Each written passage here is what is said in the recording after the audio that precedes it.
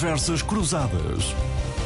Muito boa tarde ou boa noite, se nos estiver a seguir já depois das 0 horas de segunda-feira. Começa aqui mais uma edição deste espaço de análise da atualidade com o professor universitário Luís Aguiar Conraria e o empresário Nuno Botelho, numa missão a marcar ainda o regresso do professor Manuel Carvalho da Silva, aqui no vértice intercalar semanal deste espaço, que é partilhado ainda com o economista José da Silva Peneda.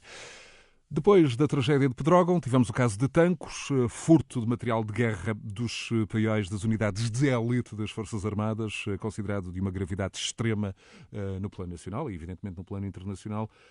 Por onde começar, meus senhores? Por Tancos, pelos aspectos de interseção em que estes dois casos, Pedrógão e Tancos, caem na insuficiência do papel do Estado, ou são incidentes que não podem ser tratados da mesma maneira? Comece por si, Manuel Carvalho da Silva. Cada coisa é uma coisa, não é?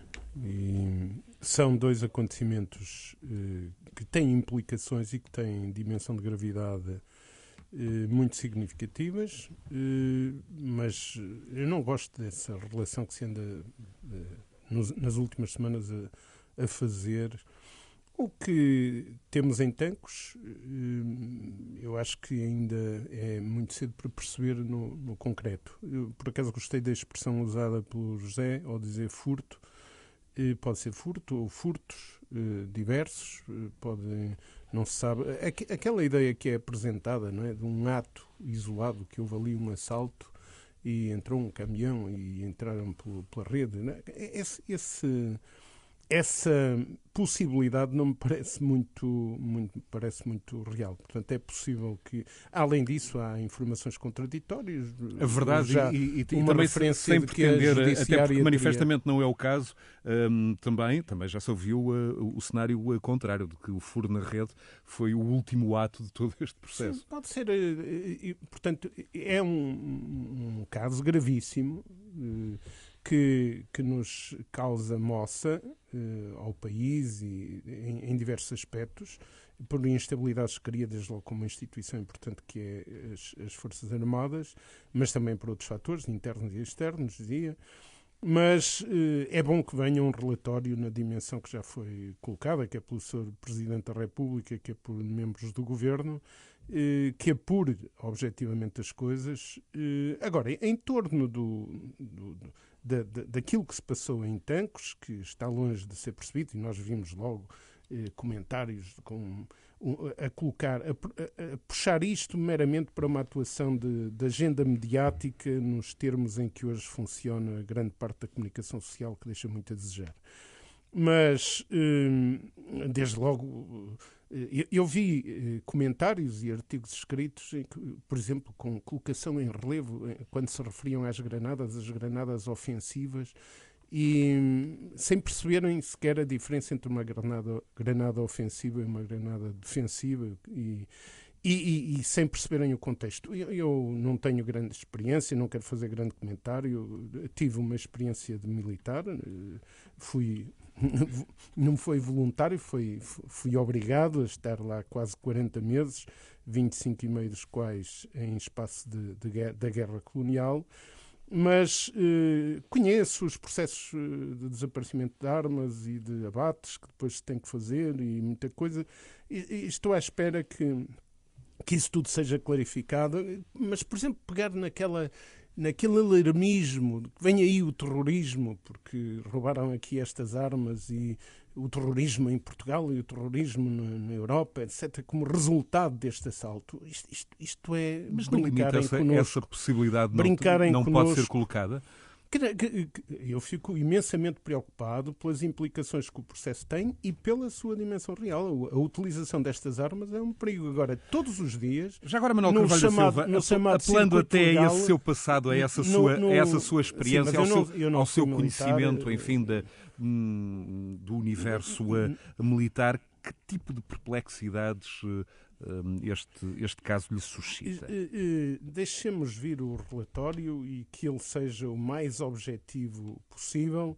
Agora, o Exército e as Forças Armadas têm de ser capazes de guardar o seu armamento. Há muita coisa que está para trás que é preciso clarificar. As Forças Armadas têm de ter segurança. Este ridículo quase de se querer contratar segurança privada para tratar da segurança das Forças Armadas ou das polícias, entramos numa paranoia que precisa... Ou seja, este processo traz à observação ou coloca à superfície questões que são importantes. Mas eu ia dizer, eu tenho preocupação, e preocupação muito grande porque sei o que significam as armas e sei o que significa o terrorismo. Mas não tenho dúvidas que todos os dias circulam, sei lá quantas vezes mais, armas em direção a centros de terrorismo através do chamado circuito legal, que tem grandes partes de ilegalidade. E, portanto, todos os dias os Estados Unidos, a França e outros países vendem armamento muito mais perigoso que este, mas objetivamente, que nesta altura, nas mãos de terroristas, e que devíamos estar a nesta altura, e com o grau de informação que temos sobre este caso, também não há nada que garanta que, no limite, mas nós estamos estas a falar armas não possam ir parar. Nós não primeiro não sabemos a dimensão exata do desaparecimento das armas. Segundo, não sabemos os processos por onde passou esse desaparecimimento. Dado que essa imagem de assalto único e programado por um grupo pode não ser assim, pode ser diluída no tempo, pode ter várias interpretações. Agora, é evidente que isto tem gravidade, e gravidade muito, muito significativa. Manuel Carvalho da Silva, e a sua intervenção inicial, Nuno Botelho, perplexidades e dúvidas suscitadas por este caso de Tancos, e já agora também no enquadramento, enfim, numa expressão que é muito usada agora, na linha do tempo, seguindo-se a Pedrógão. De facto, são dois casos, embora os dois casos sejam bastante diferentes, no meu entender, são dois casos de uma gravidade extrema. O primeiro, de Pedrógão Grande, como já o disse aqui, revelam total desorientação do Ministério da Administração Interna e da sua ministra, que, tutelando diversos órgãos, diversos serviços do Estado, conseguem eles todos ser contraditórios quanto às diferentes informações.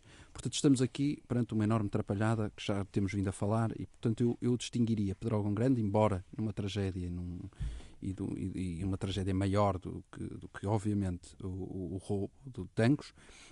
O roubo de Tancos é, de facto, também ele, em si, um processo muito complicado. Roubos ou múltiplas coisas, vamos ver. Ou furto, ou roubos. Sim, eu ia aí. Eu estou de acordo com o Manuel Carvalho da Silva quando diz que ainda tudo está por apurar. De facto, tudo está por apurar. Nós não sabemos se é um roubo, se é vários roubos, se foram feitos ao longo do tempo, porque, de facto, desse ponto de vista, o Exército, se calhar no âmbito da investigação, ainda não esclareceu, de facto, essa questão. Mas o que é que nós sabemos sobre isso? É que o que é que aconteceu de facto? É que o que foi feito para que estes roubos ou roubo não se repita. É porque, desde que sabemos deste facto, o que é que foi feito noutros paióis, por exemplo, para que isto não se repita? Será que foi feito alguma coisa? Isto é importante percebermos. É importante também percebermos que isto dá nota, e essa é a nota que eu acho que é coincidente com Pedrógão, da degradação, neste caso, das forças do Estado. Ou seja, o Estado, mais uma vez falamos, está fraco, está exíguo, está pouco capaz de assumir responsabilidades que nós temos vindo aqui a discutir, que são absolutamente fundamentais, que é, neste caso, a defesa de pessoas e bens. Voltamos ao mesmo, já o tenho dito noutras áreas, como a educação, como a justiça, como na segurança social, são áreas dos quais o Estado português não se pode demitir.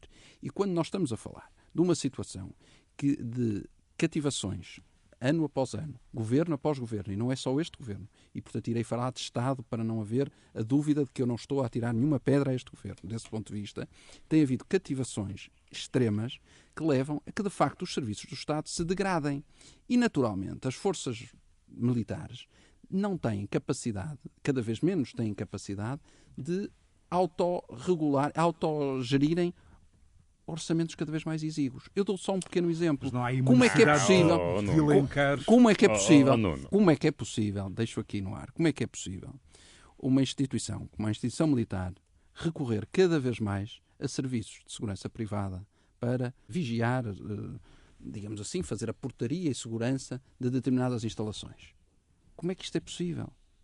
Isto não pode ser possível num Estado que se quer afirmar. Para que os nossos ouvintes tenham a imagem clara daquilo que Nuno Botelho está a dizer, é, no fundo, uma empresa de segurança das conhecidas, uma ProSeguro, uma Securitas, estar a garantir a segurança de uma instituição militar. Exatamente, à porta de instituições militares. Não pode ser. Isso tem acontecido, tem havido, está aprovado, há contratos de prestação de serviços que provam isso, aumento cada vez maior dessa. Isso não pode acontecer.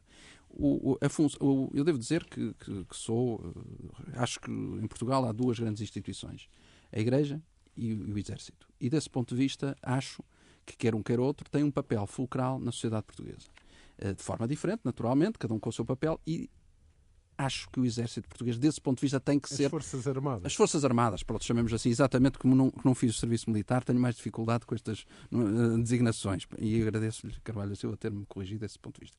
Mas eu acho que, desse ponto de vista, é fundamental não descurarmos questões que são importantes. E deixo aqui só para esta nota inicial, porque me parece importante. Luís Aguiar Conraria, do ponto de vista da responsabilidade do Estado, da sua falência temporária e episódica, no caso de Pedrógão, no caso de Tancos, pode ser, enfim, conferida aqui uma graduação de gravidade entre o que aconteceu em Pedrógão e Tancos, que, enfim, na geografia não estão separados assim por tantos quilómetros, no fundo, do ponto de vista do dever da proteção de segurança dos cidadãos que cabe ao Estado, o que é mais grave, Pedrógão ou Tancos? Não dá para comparar. Pedrógão é uma tragédia. Sim. Ponto final. Se há responsabilidades graves do Estado e se teria sido possível ter evitado esta tragédia por aí fora, isso ainda é algo que se vai ver. Eu estou convencido que sim, que é grave e que há falhas importantes do Estado, mas para já não temos informação suficiente que nos permita afirmar isso. Agora, quando falamos aqui do caso de Tancos, para já não há tragédia nenhuma. Sim. Vamos ver se nos próximos anos ou meses se há tragédia ou não, ou se há alguma tragédia que se consiga depois identificar as armas como tendo tido de origem aqui. Portanto, para já não há tragédia nenhuma, há um roubo e agora ao contrário. E aqui, neste momento, qualquer que seja o contorno, a responsabilidade do Estado e a falha do Estado ou das Forças Armadas, não esqueça que fazem parte do nosso Estado, é gritante. Portanto, nós estamos aqui perante duas situações diferentes. Em Pedrógão temos uma tragédia, a responsabilidade vai-se apurar. Para já, objetivamente, qualquer que seja o contorno em relação a Tancos, temos uma responsabilidade que é objetiva e que é gravíssima.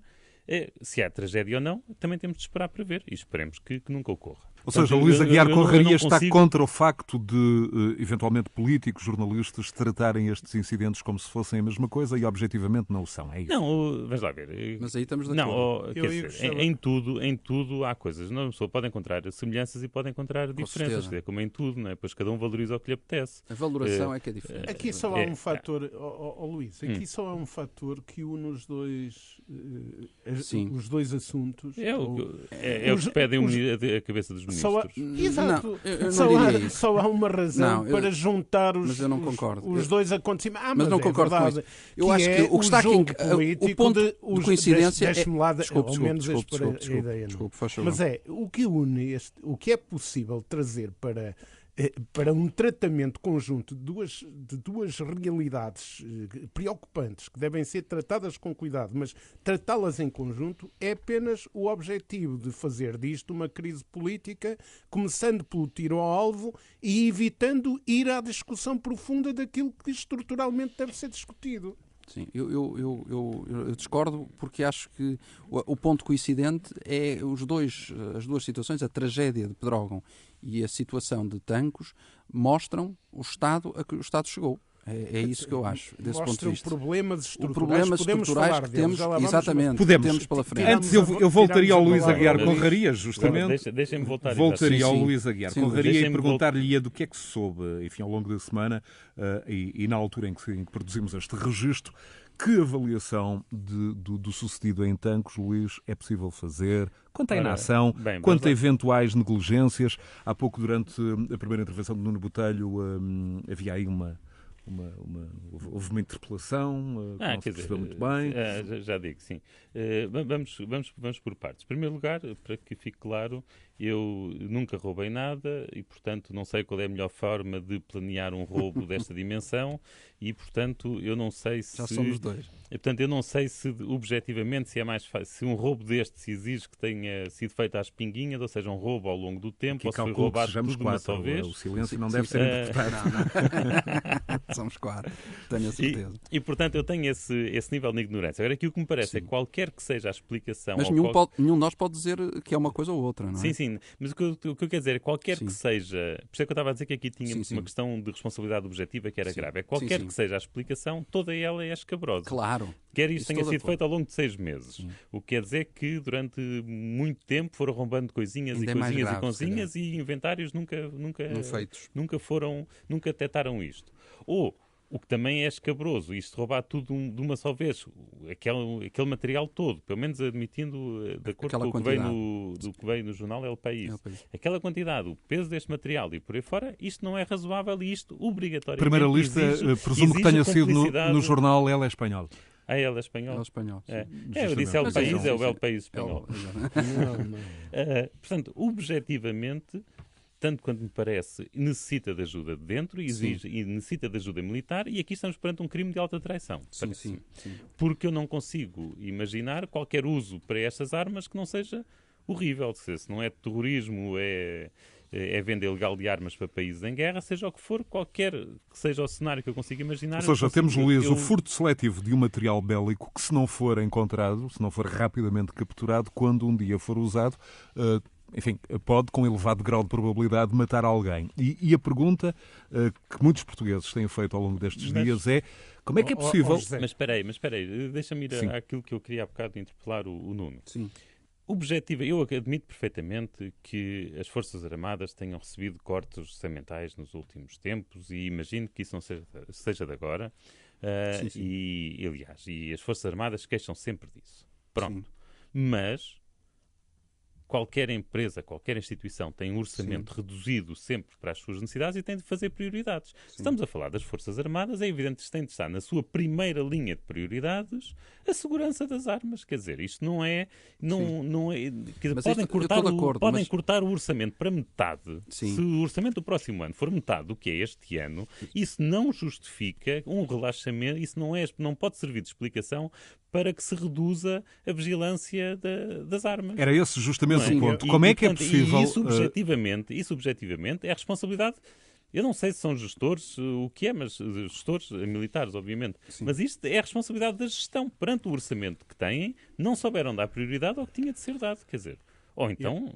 Há aqui então uma referência direta à responsabilidade operacional, à responsabilidade das chefias militares, de tanques... E é sempre possível que o roubo tenha sido tão bem planeado, qualquer que fosse o orçamento, o material teria sido roubado na mesma. Pronto, também é possível. Se o nível de cumplicidade tiver ido suficientemente alto, isto também é possível. O roubo em Portugal não é o único. Quer dizer, roubos de armas sempre houve e sempre existirão. A responsabilidade operacional, Manuel Carvalho da Silva.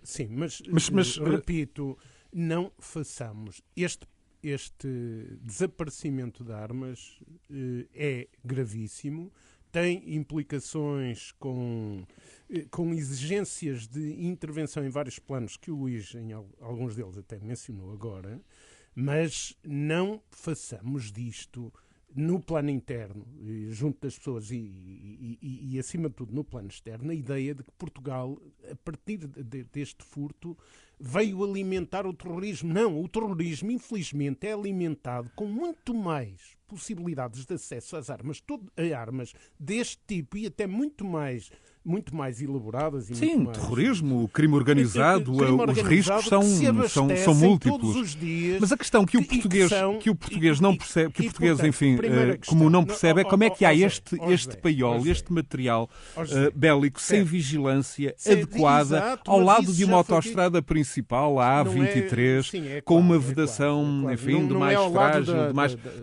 Ao lado aqui no sentido figurado, muito breve, justamente. Tenho uma casa na freguesia onde está este espaço onde se deu o desaparecimento. Conheço o espaço, o perímetro todo, conheço bem a situação do ponto de vista de localização geográfica. E, portanto, vamos ver o que isto é. Eu acho que tem sido dito coisas certas e disparates sobre isto. Eu gostava que nós, até agora, não... Mas quando deixa-me calculo as só coisas falar, certas que o Luís Aguiar Conraria e que não entrássemos muito disse no e aprofundamento, que tinham porque muito a nós ver somos com a especialistas. responsabilidade... Mas deixe-me lá chegar à questão A que responsabilidade operacional das chefias isto- militares, neste caso. Eu até acrescento outra Com o que coisa. conhecemos. Tem-se falado... É claro que há responsabilidade no comando Mas em relação a eu isto. gostava de Nós falar podemos sobre isso falar porque da foi aqui austeridade... avisado. Mas E tem sido falado, mas também não se dê à austeridade umas costas excessivamente largas. Ou seja, tem que haver prioridades e tem que haver determinação. Mas chegados aqui, chegados à exigência de um outro rigor, de identificação de responsabilidades na hierarquia das Forças Armadas e, em concreto, no espaço ligado a isto, chegados aqui e posto em evidência que há um processo de tentativa de gestação de uma crise política com tiro ao alvo, também isso é claro, passemos às coisas mais profundas. E qual é? Este grave acontecimento tem por trás de si problemas estruturais. Por isso é que eu digo, não se dê à austeridade também costas excessivamente largas. Não são problemas conjunturais, não é uma questão de pessoas, é uma questão inclusiva de toda uma cultura de décadas que foi inculcando uma desresponsabilização do coletivo, que foi inculcando a ideia que o Estado que pode teve ser os seus maus atacado, momentos em Pedrógão ser em atacado, pode ser atacado de todas as formas e mais alguma, que o privado substitui tudo e, aliás, como o Nuno já disse, há áreas em que é impensável essa substituição. Sim. E, portanto, esta cultura, ao longo de décadas, foi feita e hoje há que fazer um esforço. É dizer aos políticos, deixem-se das encenações para as crises políticas e vão ao debate objetivo dos fatores estruturais que estão por trás disto, que merecem muito empenho da sociedade. O Nuno Botelho da ação política. para falar agora, se Pede me tempo de permitem só antena. também, eu estou de acordo com o que o Luís disse, mas isso não quer dizer que o que eu estava a dizer anteriormente seja contraditório. Ou seja, nós temos que ter noção que as diferentes instituições, seja as Forças Armadas, seja na saúde, seja na justiça, as cativações existentes e no fundo, a forma como este governo cativou, ainda há dias vinha no Observador, 942 milhões de euros de diferentes serviços, naturalmente levam à deterioração de determinados serviços do Estado. É isso que eu estou a dizer. Eu não estou com isto a dizer. Deixa-me acabar agora, mas deixa-me acabar agora. Eu não estou com isto a dizer. Eu não estou com isto a dizer que não há, não me deixaram acabar. Vocês não me deixaram acabar e agora vão-me deixar acabar, por favor, que hoje estou aqui em desvantagem. Vão-me deixar acabar, que é o seguinte. Isso não quer dizer que eu não acho que, por exemplo, o chefe de Estado-Maior do Exército, que no fundo é a pessoa que tem as funções operacionais relativamente a esta questão, não deve ser responsabilizado. As declarações dele são absolutamente hilariantes. Ele chegou a dizer que os planos de segurança e prevenção foram cumpridos. Ora, como é que isto é possível? Se foram cumpridos e houve este roubo, ou assalto, ou estes roubos, ou o que foi, alegadamente, vamos dizer aqui alegadamente, como foi, não é? Se houve isto, como é que é possível esta pessoa tentar desresponsabilizar-se desta maneira? Ter suspendido, não foi provisoriamente, foi condicionalmente ou provisoriamente 5 comandantes. E porque depois está a contar que eles voltem no fim desta análise. Isto não pode ser. Portanto, o que eu queria dizer é que isso já de facto ninguém tem dúvidas.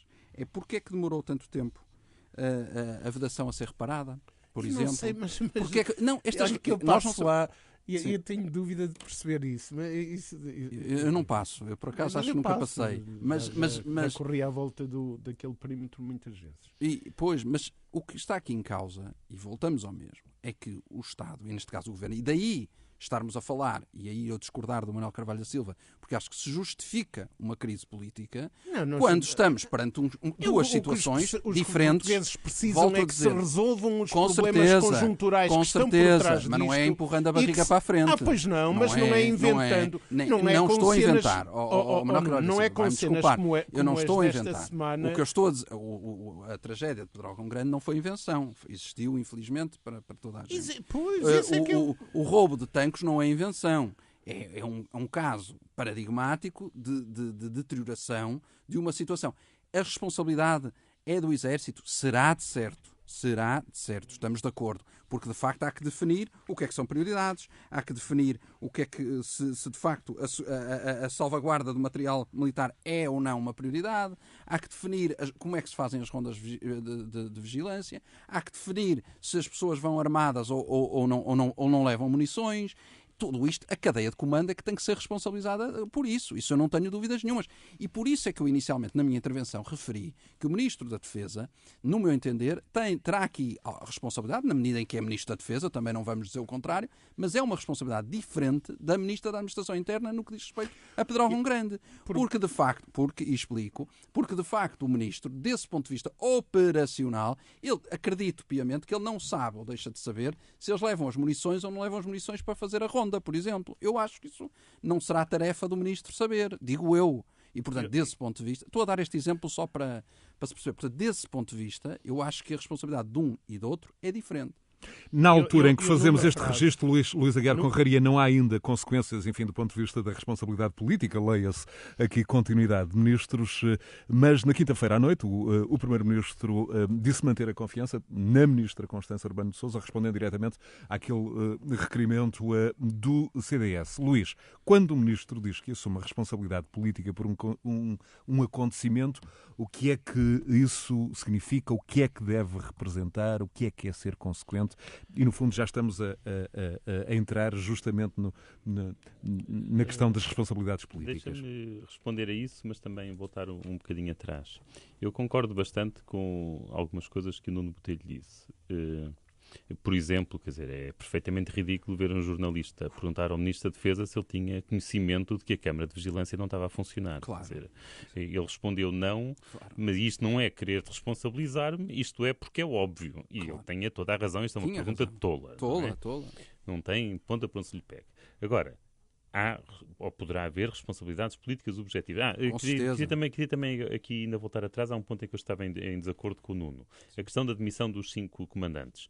Novamente, eu não conheço a cadeia de comando e, portanto, eu vou falar com base em suposições e sem conhecimento de causa. Mas ou sem conhecimento profundo de causa.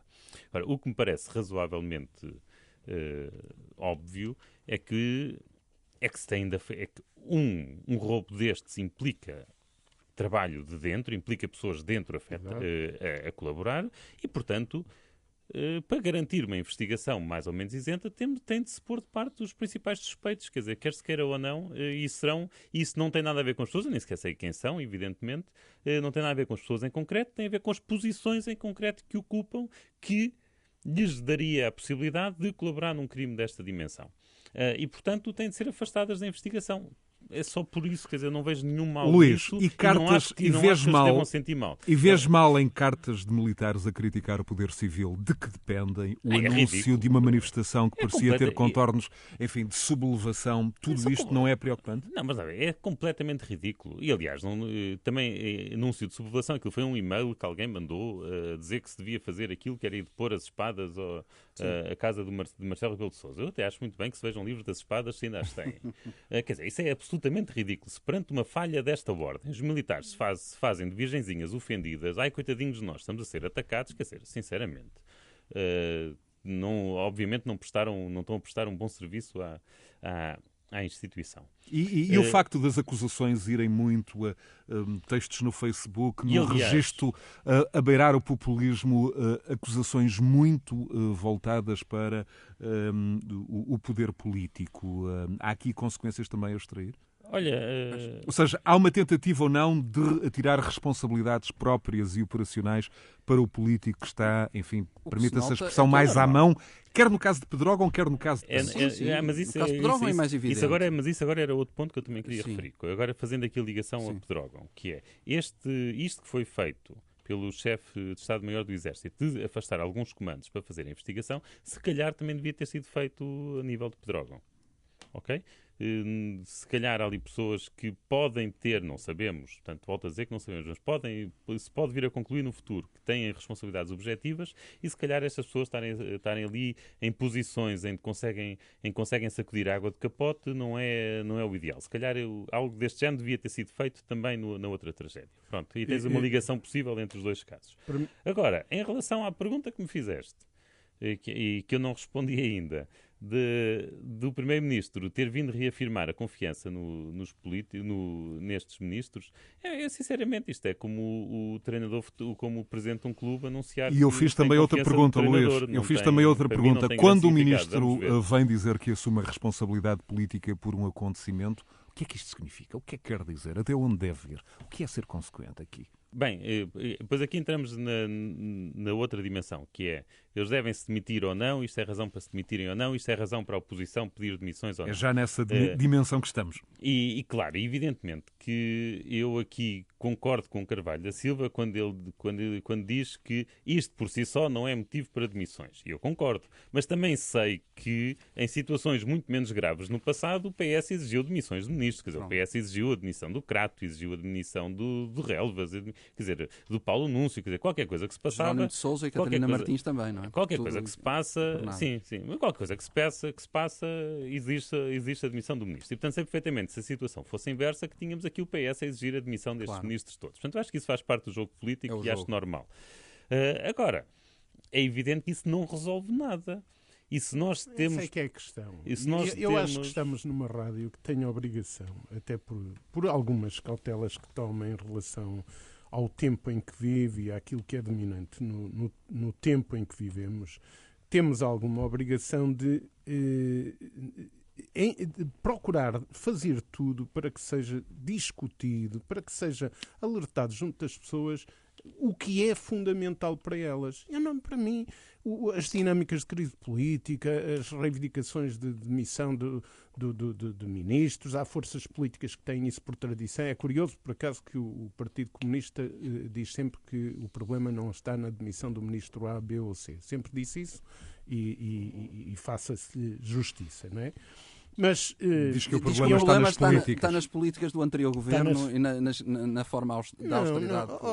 Não veja de forma enviesada, porque o que assistimos esta semana foi a uma contradição monumental da direita na apresentação que o Bloco de Esquerda fez da proposta, não é, para o serviço de informação poder ser nacionalizado, ou o Estado intervir, que pode não ser exatamente a nacionalização, e as posições do PSD e do CDS, né, que no fundo defendem este desarmar contínuo do Estado, e quando chega o momento da decisão está quieto, deixa entregar a responsabilidade ao PS e desapareceu a coerência entre os argumentos que usavam no debate e o pronunciamento final. Mas eu também não concordei com ele sobre isso. Atenção, tudo isto, não concordo. Portanto, e já agora temos uma coisa, temos as forças que apoiam o governo que tiveram discursos bem duros nos últimos dias em relação ao governo. Bastante duros.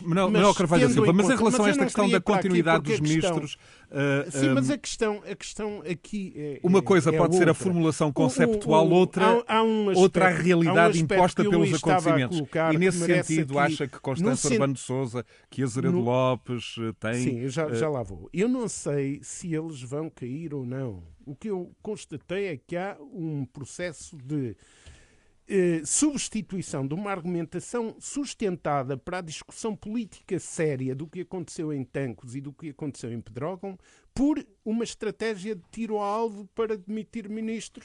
E eu não sei se eles vão ser demitidos ou não, se têm capacidade para se aguentarem ou não. O que eu sou capaz é de observar que aquilo que foi lançado na agenda mediática e que está a ser alimentado por vários setores, é essa opção. E eu digo, esta Manuel opção Carvalho não serve Silva, ao país. quem talvez consiga Diga-me responder só, a essa sua diga-me dúvida só. é o Primeiro-Ministro. Sim, diga-me só como... Isso leva-nos à questão essencial, que é como é que fica o Primeiro-Ministro nesta questão? Desde logo, é inevitável... Isto tem que ser tratado... As férias do Primeiro-Ministro, a ausência em Espanha. Pergunto, situações excepcionais não exigem decisões até pessoais excepcionais? É certo, mas qual é...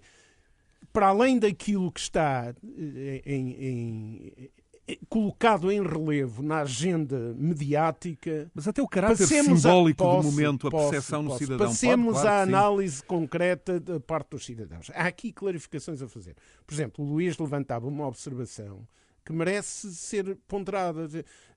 Eu acho que há atuações em relação ao caso de Tancos que não podem ser miméticas em relação a Pedrógão. Ou seja, eu percebo que os relatórios que estão a ser produzidos pelas diversas entidades envolvidas e que têm responsabilidades, como já é visível, várias delas têm responsabilidades no que aconteceu em Pedrógão e nos concelhos vizinhos, os relatórios próprios são visões próprias que podem ser profundamente enviesadas, mas eu não sei se nesse processo não será importante para se perceber todo o complexo emaranhado de responsabilidades que cada um deles venha a expor-se na sua versão, para depois, desde que haja uma análise mais profunda. Mas o que eu ainda não sei é o que Manuel Carvalho da Silva pensa do Primeiro-Ministro em férias nessa altura. Mas eu já termino. Mas já no caso de Tancos, a instituição militar que deve merecer a tal atenção que aqui foi colocada e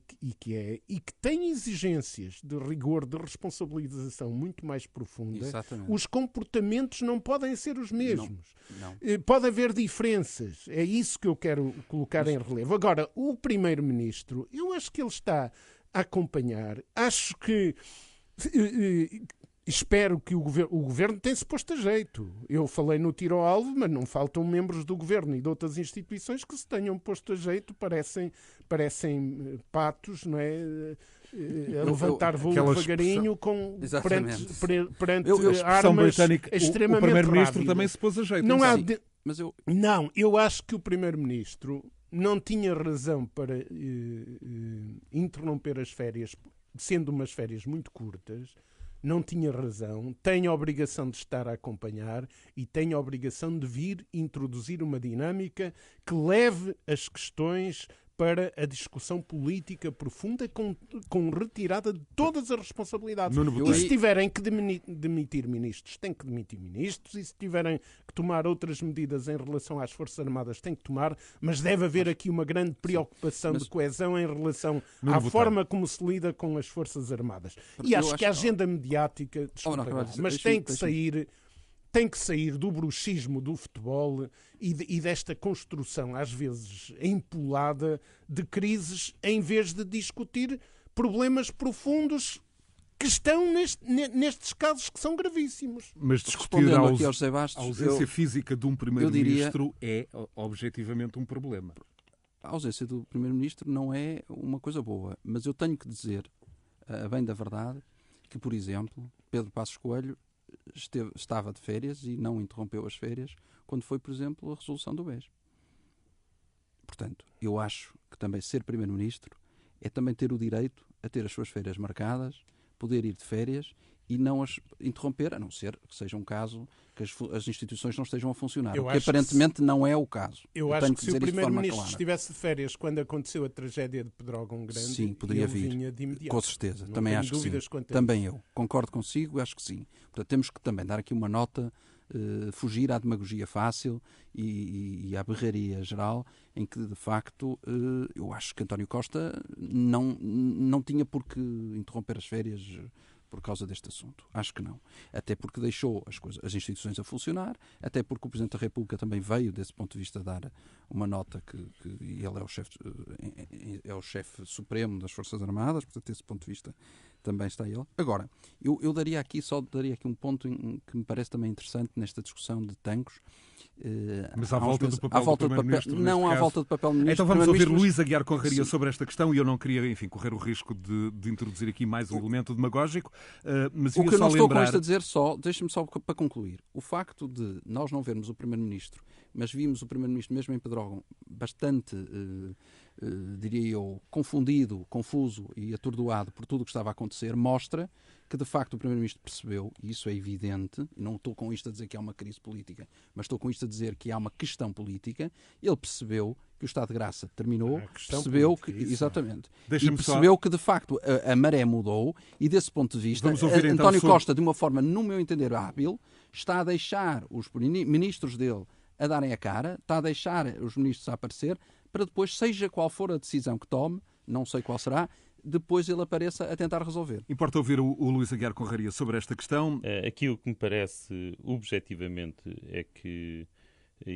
desculpem usar este argumento um bocadinho miserabilista, mas que me parece que aqui se aplica, ou que provavelmente se aplicará, que é um Primeiro-Ministro em Portugal e António Costa sempre teve funções públicas, há muitos anos que as tem, se for honesto, não é rico. Exato. E cancelar umas férias destas. Exatamente. Cancelar umas férias estão programadas. Eu não sei quantas pessoas é que leva família, de férias, mas exatamente. se for ele, mulher e filhos, já e por são aí tão fora, sacrificados para durante um o hotel ano. minimamente razoável, que seja 4 estrelas, ele perde de repente ali 4 ou 5 mil euros se cancelar estas férias. Claro. E portanto ele tem direito às suas férias, tem direito a não se comportar como um milionário. Não tenho dúvidas, se calhar José Sócrates não teria tantas dificuldades em cancelar as férias. Ele não é nenhum milionário, portanto faz as contas. A responsabilidade política do que acontecer no país durante estes tempos é dele. Evidentemente que ele tem telemóvel, e evidentemente que se for necessário 3 horas depois ele estar em Lisboa ou no Porto ou em qualquer outro sítio, ele tem um Falcon à disposição para isso. Claro. Ou tem as Forças Armadas também. Luís, mas este é ou não um ponto de viragem na popularidade? Este é ou não um ponto de viragem na popularidade do Primeiro-Ministro? Pedro Nuno Santos, o influencer secretário de Estado, a meio da semana, na entrevista à Renascença ao Público, concordava que objetivamente este é o momento mais difícil do governo até agora. Luís. E temos, como Manuel Carvalho da Silva já referiu, também um endurecimento do discurso nunca visto até aqui por parte do Bloco e do PC nos últimos dias. Olha, eu acho que isso a mim já me parece mais interessante. Eu, sinceramente, se é um ponto de viragem ou não, vamos ver. É muito provável que sim, que ele pare de crescer nas sondagens, mas vamos ver. Agora, a parte do Bloco e do PCP, eu acho que isso é muito interessante, porque eu acho que é de pura hipocrisia. Pura hipocrisia. Toda a gente sabe, isto já foi dito milhões de vezes, nós neste programa dissemos não sei quantas vezes como é que o déficit foi atingido. Exatamente. O déficit foi baixo, ótimo, estamos todos contentes. Agora, toda a gente sabe como é que o déficit foi atingido. Foi com a devolução dos rendimentos que houve, implicaram uma série de cortes nas despesas dos ministérios e todas as áreas do Estado. Isso é comentário de economista. Estás-me a dar razão. Não, e mais, estás-me a dar razão. A vida não é só economia. E toda a gente mas sabe. Também é economia, mas não é só economia. E toda a gente sabia, já foi dito muitas vezes pelos partidos de direita, foi referida muitas vezes a questão das deveria cativações. Deveria ter sido, Portanto, e que as reversões deveriam ter sido mais suaves. Não, mas eu não estou a discutir isso. Sim. Repara, eu não estou a discutir sequer a bondade. Eu não estou a discutir a bondade ou a maldade destas políticas. Eu não estou a discutir a bondade ou a maldade. Eu estou a dizer que todos nós sabíamos disto. É que todos nós sabíamos disto. Exatamente. E o Bloco de Esquerda e o PCP também sabiam disto. Pois. Ponto final. Quer dizer, e ao contrário de vocês, só mais um minuto e depois já passo a palavra, que eu percebo que me quer responder. E eu, sinceramente, não consigo perceber, não consigo ver qualquer relação entre as cativações e o roubo a tanques. Não consigo, lamento. Até lhes podiam ter cativado metade do orçamento. Isso não é justo desculpa para aliviarem a segurança das armas portuguesas. E, portanto, eu não vejo nenhuma responsabilidade aí. Portanto, é o problema das cativações per si e não destes casos em Luís, particular. e do ponto de vista político, neste novo enquadramento político, Bloco e PC a ganhar margem de manobra para negociar o Orçamento de Estado? José, saiam lá um bocadinho. Pegando na consideração final mais de 2 Luís, minutos. Que é verdadeira, ou melhor, eu também a leio como verdadeira e como real. Sendo assim, não havendo justificação para este desaparecimento de armamento por essa questão da corte, não é?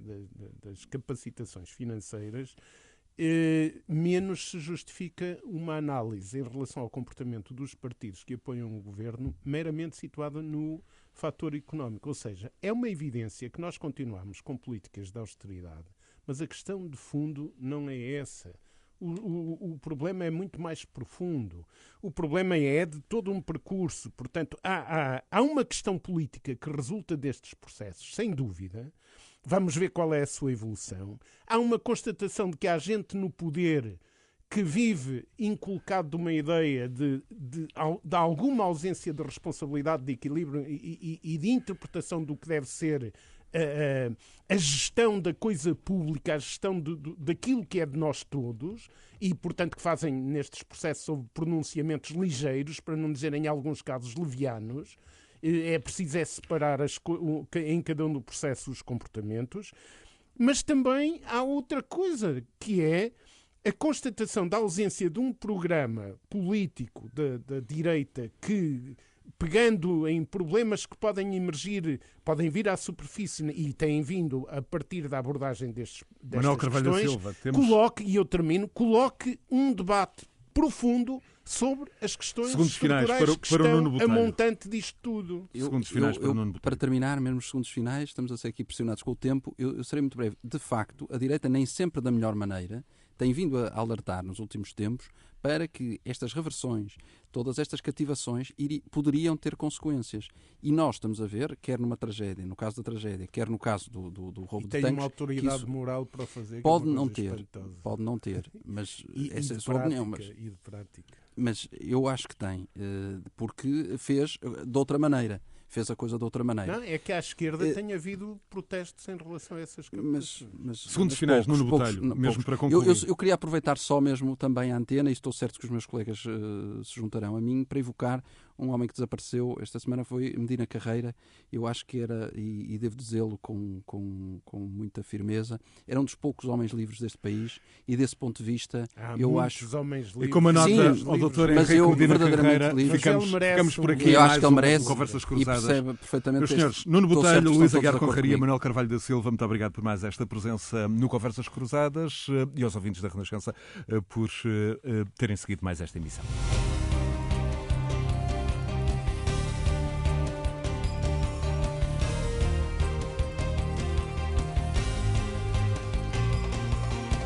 Conversas Cruzadas.